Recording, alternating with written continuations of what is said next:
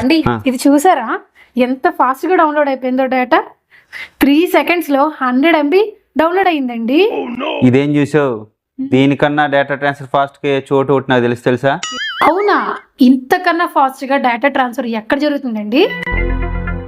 ఎన్ని నెట్వర్క్లు వచ్చినా, టెక్నాలజీ ఎంత పెరిగినా, ఎన్ని బ్రాడ్బ్యాండ్ సర్వీసులు వచ్చినా, డేటా స్పీడ్ ఎంత పెరిగినా, నలుగురు ఆడవాళ్ళు కూర్చొని మాట్లాడుకుంటే జరిగేంత డేటా ట్రాన్స్ఫర్ మరెక్కడా జరగదు తెలుసా?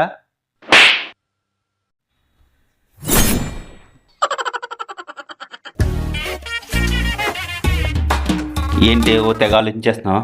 అరే నాకు డౌట్ అండి, క్లారిఫై చేస్తారా? చేస్తాను.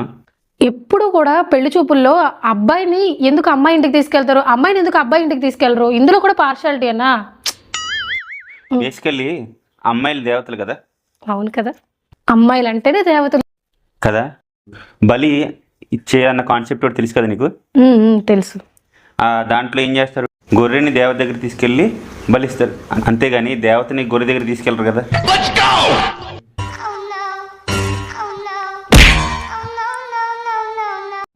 దేవి, మళ్ళీ హ్యాండ్ బ్యాగ్ ఆర్డర్ చేసావా?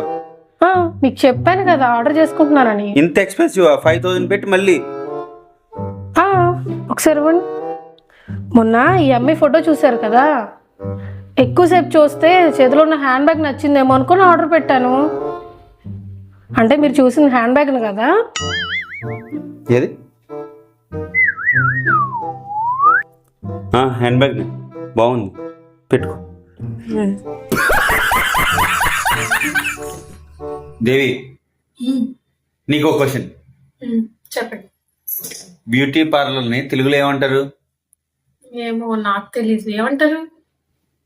మహిళల గ్యారేజ్. అంటే అంటే చొట్టబడిన బొల్లన్నీ కూడా గ్యారేజ్కే కదా పోయేది.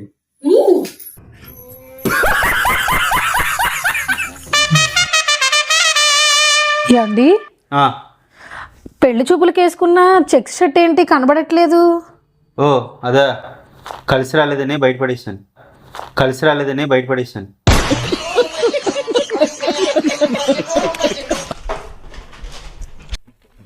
దేవి, టీ పెట్టవా? టీ పెట్టనా?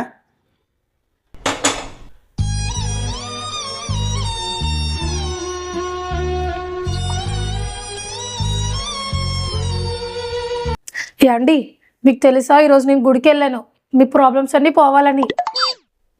ఎందుకు అలా చేసావు? ఏమైంది? నీకు తెలుసు కదా నువ్వు లేకుండా నేను ఉండలేనని.